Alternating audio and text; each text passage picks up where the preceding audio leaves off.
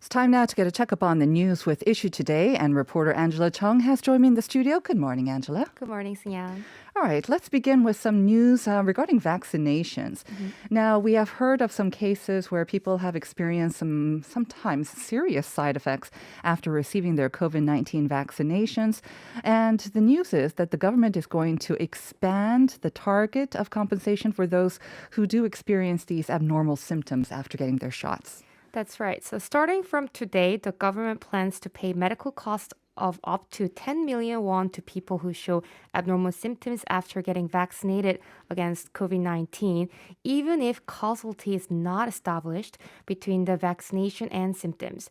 And this decision will be applied retrospectively to those who don't have sufficient proof for causality, but will not include the cost for treating recipients' underlying medical conditions. So this will likely come as some welcome news for those who have undergone some serious side effects, but they didn't receive compensation because that causality between the vaccinations and what they experienced was not always confirmed. So tell us in more detail, who can apply for this compensation? So this new policy will only target those who have reported abnormal symptoms or have applied for damage compensation, but have been rejected for the lack of supporting data, even after they had been hospitalized in intensive care units or had developed diseases equivalent to abnormal symptoms of COVID-19. What's the current criteria for the government in deciding who can be compensated for these abnormal side effects after the vaccinations? So currently, the government provides compensation to those who have clearly established causality or those with probable or possible causality. In cases where it's hard to establish causality because applicants don't have sufficient supporting data or the reported symptoms seem to have caused by other reasons, the government compensation has been not provided. This new compensation, however, will applies only to the former cases that the causality has not been proved or demonstrated due to the lack of supporting data. Okay, now that we know that, where and how can one apply for this compensation?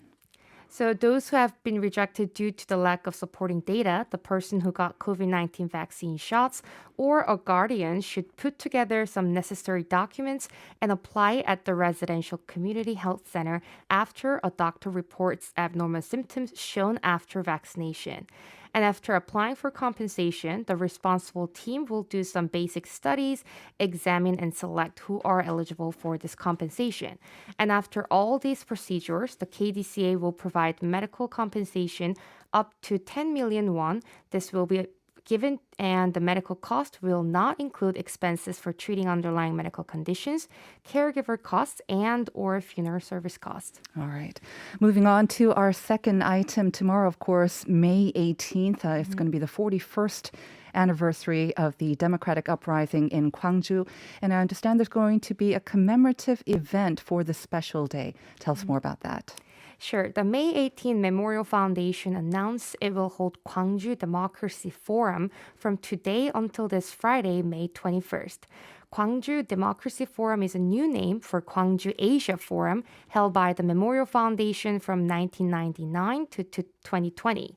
Not just the name of the forum, but topics and formats have also been changed this year as the participating organizations actively prepare the forum itself. And under the main theme of the post-pandemic local democracy, and during 28 sessions, the participants will analyze the impact of COVID-19 on democracy and democracy movements. And sub-themes include crisis and challenges of democracy in Asia, inclusive democracy, and new challenges and opportunities. Sounds like a very important and also timely theme because, of course, here in Asia, of course, we have the democracy movements underway in Myanmar. And I think with the pandemic, maybe the global sort of community has been paying less attention there. That certainly seems to be the case when it comes to Myanmar people. They feel like they're not getting enough attention. Right. So, yeah, there's going to be some maybe related discussions on that. Exactly. So there will be intense discussions on East Asia's democracy movements and challenges, including those in Myanmar, during the sub-theme sessions. And due to COVID-19, the forum will be held both on-site and online. So if you're interested in, please check out the session links and presentation videos at Gwangju Democracy Forum website at 2021gdf.518.org. Okay. Moving on to our last item, Coming of Age Day. It's every third Monday of May, so that means today. Yes. Do you remember when you came of age? I think so. Did you do anything special? I remember getting a gift from my parents.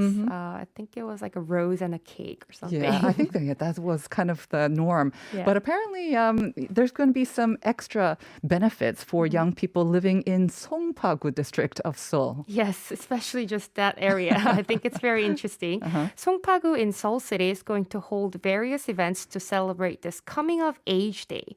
And in one event, Park Sung-soo, the head of Songpagu office, will make some perfume with the young Songpagu residents who are turning 20 this year.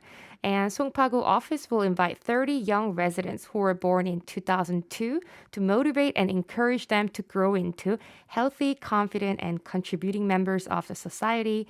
And Songpagu also plans to send congratulatory cards and cheerful messages to those aged 19 in Korean age, along with a notice for Coming of Age Fund.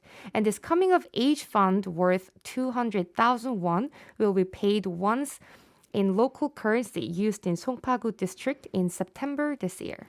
So for those of our listeners who are not living in Songpagu and might be jealous of this, so Songpagu is probably the first coup in Korea to launch this coming of age fund. But I believe maybe others might follow suit. I don't know. Why does Songpagu particular, why has it come up with this fund? Yeah, so the funding by Songpagu is to cheer a new beginning, new rights, and new responsibilities of young people who are about to take their first step as an adult at this difficult time of COVID-19 and who might be just a more vulnerable group in our society at this time. Okay, so we'll see how this goes. And other districts in Seoul and around the country also pick this up as well. But for those living in Songpagu, it is definitely welcome news. And we do hope that this can help them get a nice start to their adult life.